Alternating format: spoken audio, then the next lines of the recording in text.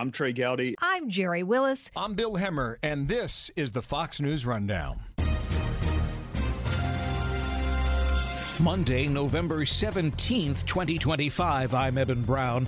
Will President Trump's plan for Gaza ever come to fruition? Can Hamas be disarmed and Gaza rebuilt, and will the rest of the world help? Or will Israel resume fighting? And if Hamas is still standing, and all of this is just meters away from people's homes in Israel, then it will drag us into another war, and we don't want that. President Trump wants to be the peace president. This is the big test. Gaza, can he impose peace and stop Hamas dragging everyone back into war again? This is the Fox News Rundown Evening Edition. President Trump has been hoping the international community will fully commit to his idea for a post-war Gaza Strip, one that sees Hamas disarmed and dispelled and uprooted, if not fully dismantled, and made secure by an international force, most preferably led by the militaries of other Arab and Muslim countries.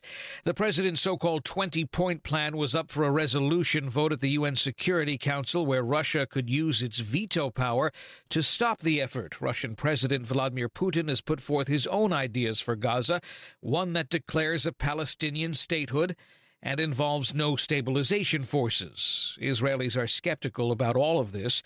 They're elated, of course, that most of the hostages are returned. As of this recording, 3 deceased hostages remain in Gaza.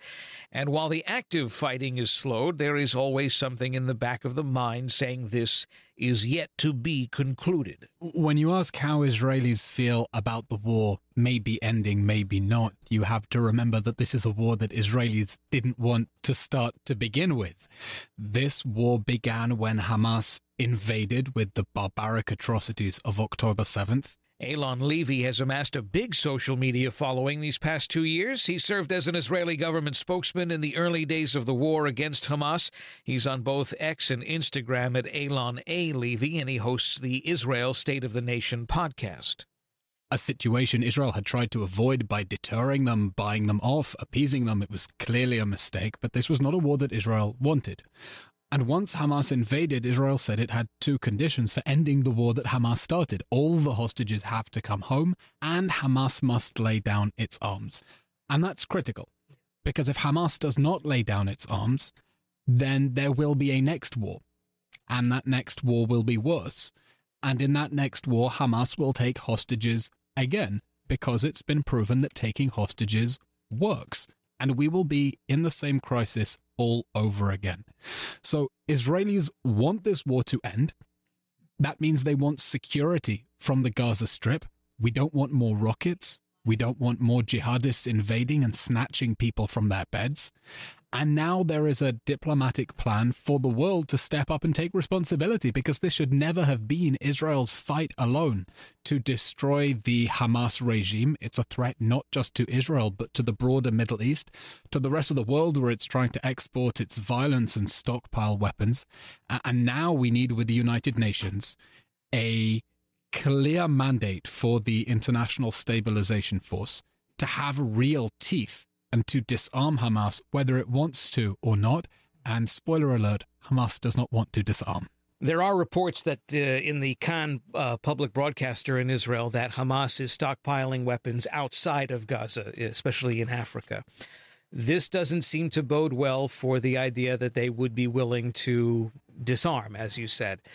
This stockpiling outside in territories that might be nice to them, I guess it would be the word. It can't be all that encouraging that this peace process could go forward, if it's even right to call it a peace process. Hamas is preparing for the next war. Hamas is a jihadist regime whose reason for existing is to continue waging war against Israel until it is destroyed. Nothing has changed. I don't want to be a party pooper. President Trump laid out a very ambitious, sweeping 20-point peace plan. Hamas did not agree to the agreement. All Hamas agreed was to return the hostages in exchange for an official end to the war. It hasn't agreed, even in principle, to lay down its arms. Hamas is willing, at best, to become the Hezbollah of Gaza. What does that mean? to remain the most powerful armed militia on the ground while letting someone else take responsibility for collecting the trash in Gaza. Hamas is not willing to give up its weapons. It's never said it's willing to give up its weapons. And what we need now is pressure on Hamas to disarm and an international stabilization force that is going to take away its guns. Okay, no Second Amendment for Hamas. Take away its guns, whether they want to or not, and not end up in a situation where Hamas's patrons, namely Turkey, President Erdogan, with very aggressive, belligerent rhetoric against Israel, being on the ground in Gaza, because they're not going to force Hamas to disarm. They're just going to give it cover. Who would be able to properly pressure Hamas at this point? I mean, the United States can do what the United States can do, but it almost seems like it would be more legitimate if it came from someone a bit closer than the United States, geographically closer. The difference between Hamas and Al-Qaeda or ISIS is that Hamas has state sponsors. It has countries behind it. Iran, Qatar, Turkey have all been on Hamas's side in this war. They were the ones, Qatar and Turkey, that ultimately got Hamas to give back the hostages. After 2 years of trying to get a better ransom for it, they said, under pressure from the United States, which pulled its weight, the hostages are a liability. They mean that the war is dragging on. You have to let go of those poor people you're holding in tunnels under Gaza. And they need to tell Hamas now, you need to lay down your arms. But I'll tell you the truth.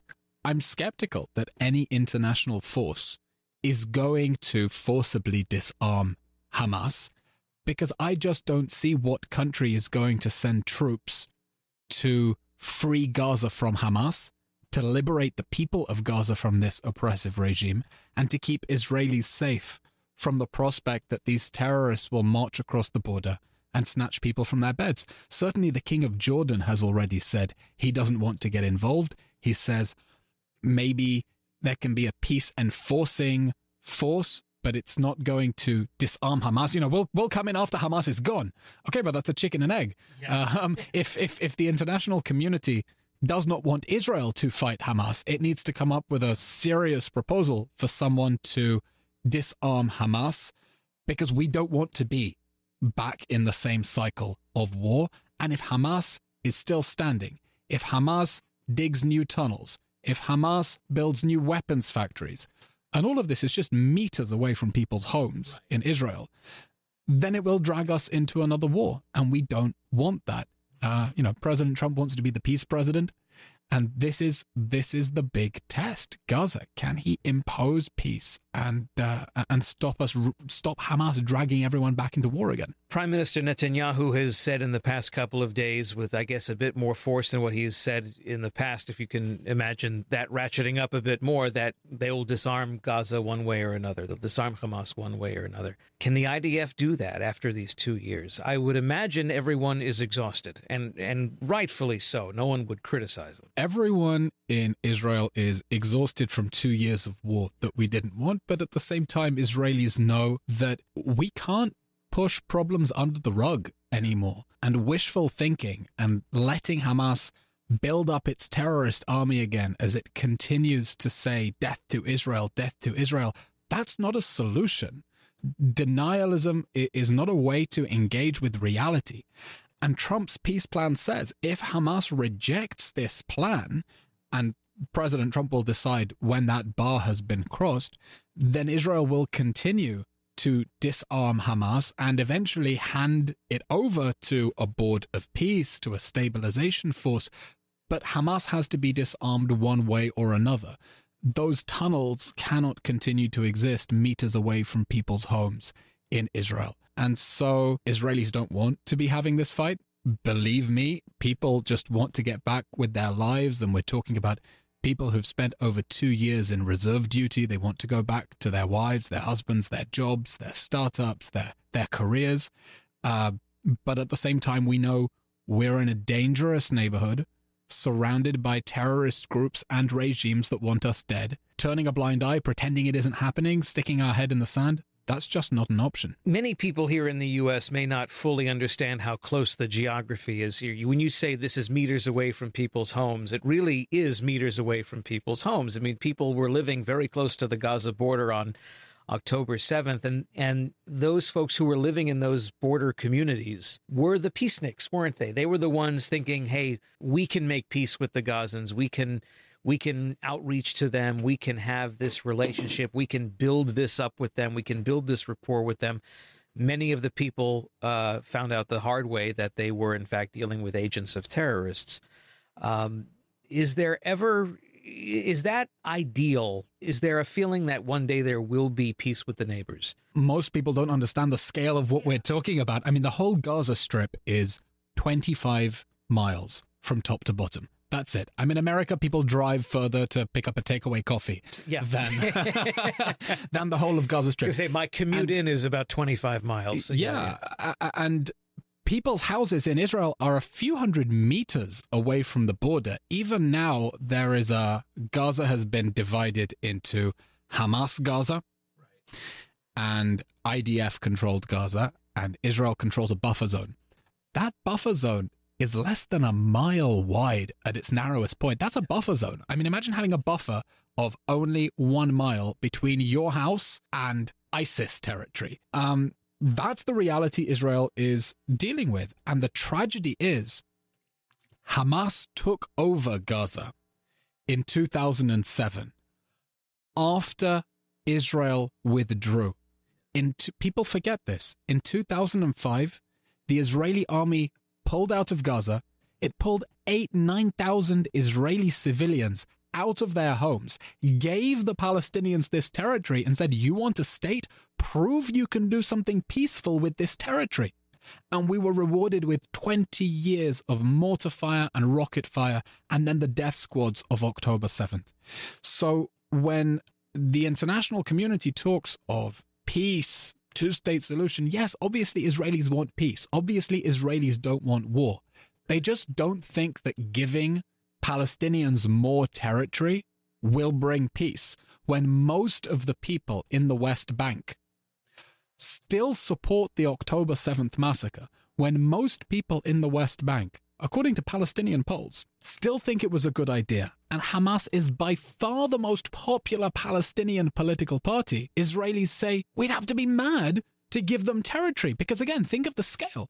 The West Bank, Judea and Samaria, if you were to make that a Palestinian state, you leave Israel only 9 miles wide. That's it. You can see the sea and the buildings of Tel Aviv from the mountains of the West Bank. So they say, hang on, these people who think October 7th was a good idea, who would vote Hamas into government if they held free elections, which they don't do because they're not a democracy, we're going to give them the mountains overlooking all the houses in Tel Aviv? Are you crazy? So Israelis want peace, but I think there's an understanding that the way to get to peace is you have to de-radicalize the Palestinians. The ideology among the Palestinians that says Israel is illegitimate, it's like all the nonsense they say on campuses here, it's a white settler colonial state, blah, blah, blah. It shouldn't exist from the river to the sea. As long as they're saying that, then any Israeli concessions are not going to bring peace, they're going to bring war. And we learned that the hard way with Gaza. Our guest is former Israeli government spokesman Eylon Levy. You can find him on Instagram and X at Eylon A. Levy. And we are discussing the prospects of President Trump's peace plan in Gaza as it heads to the UN on the Fox News Rundown Evening Edition. Please like, subscribe, and share this podcast. We'll have more straight ahead. There would be a historical comparison, I think, here to after World War II and denazification. It wasn't enough to defeat the German army, the Nazi army. The German populace had to be, I hate the term almost, but re-educated. That's harder to do with older people, isn't it? I mean, if you grew up thinking one thing because you've been taught it since you were a child, how do you then change your opinion overnight? Gaza must be de-radicalized like Nazi Germany was denazified. And that means that people in Gaza need to blame Hamas, need to blame their own government for bringing this war on them. When people blame Israel for fighting a war that was declared against it, they are empowering this narrative among the Palestinians that they're the victims, that they haven't done anything wrong. This war has to end with Palestinians looking back at Hamas and saying, We will never let you or your vicious ideology of no more Israel drag us into war again. It means that we have to address the root cause of the conflict. That's why, as part of the day after, UNRWA must go. I'll explain for our listeners, there are 2 UN refugee agencies in the world. One for the Palestinians and one for everyone else. The one for everyone else says the moment you get a green card, the moment you get a passport, you're not a refugee anymore. The Palestinians Refugee Agency says even if you are born under a Palestinian government in Palestinian territory and you were never displaced, your grandparents maybe moved, you're a refugee forever and you have a right to go and live in Israel. It means that right now the UN is telling 70% of people in Gaza that they're refugees from Israel. They were born there, but the UN is telling them that Gaza is not their permanent home, that they're there temporarily and they have a quote-unquote right of return to Israel. Now, you're never going to build new Gaza, as President Trump wants, if you're telling its inhabitants that it's only temporary because they get to move to Tel Aviv next year. If you want Gaza's reconstruction to be permanent, if you want them to rebuild Gaza as a city of peace and prosperity and not as a launch pad for attacks against Israel, you have to stop sustaining the illusion that they're there temporarily because one day Israel will cease to exist and they can live there. And for that to happen, UNRWA must be dismantled, and it cannot be allowed to raise another generation of terrorists in Gaza, just like it educated most of the monsters who perpetrated the October 7 massacre. Eylon, I want to switch topics slightly here. There has been a lot of talk, and we've certainly seen the actions on American college campuses, but also in Europe and in Australia, the growing tide of anti-Semitism, which I think is a lofty term for Jew hate. We have heard since the beginning of the conflict, it's not anti-Semitism, it's only anti-Zionism. What more can the Israeli government do on that front? Because that in and itself is a war. Perhaps one of the biggest criticisms of the Israeli government, I think from perhaps Israelis, but certainly Jews here in the United States, is that Israel doesn't do enough public diplomacy. I agree that Israel has not done a stellar job of telling its own story. You know, when the war erupted, I was not an official spokesman. I was a private citizen. I got roped into the official communications efforts in the first week of the war because there was literally nothing there, and we needed all hands on deck. And I think that this war has reminded Israelis of the importance of telling our story, that sometimes things that are obvious to us are not obvious to the rest of the world, but also an understanding that this is David against Goliath. The haters are so much more numerous, and they're passionate and organized, and they use tactics of fear and intimidation, and they've spent decades indoctrinating people on college campuses, decades spreading poison and pseudo-academic theories that mean that many people feel they don't have the words in order to fight back against this huge information war against Israel and against Jews. And my hope from listeners as well, is that people understand that the failure to stand up to anti-Semitism and to hatred of Israel is fueling political violence right here. And if you want that to end, if you want to restore a sense of decency and normalcy to the political debate, then you have to stand up to the movement that celebrated, justified Hamas's barbaric atrocities, and are increasingly turning good Jewish citizens in this country, making them feel unsafe and unwanted. Eylon Levy, you're a former Israeli government spokesperson. You're an influencer and commentator. You're all over social media. I prefer thought leader, not influencer. Thought leader. We like that one, too. Well, thank you for being with us on the Fox News Rundown Evening Edition. Thank you very much. You've been listening to the Fox News Rundown. And now, stay up to date by subscribing to this podcast at foxnewspodcasts.com. Listen ad-free on Fox News Podcasts Plus on Apple Podcasts. And Prime members can listen to the show ad-free on Amazon Music. And for up-to-the-minute news, go to foxnews.com.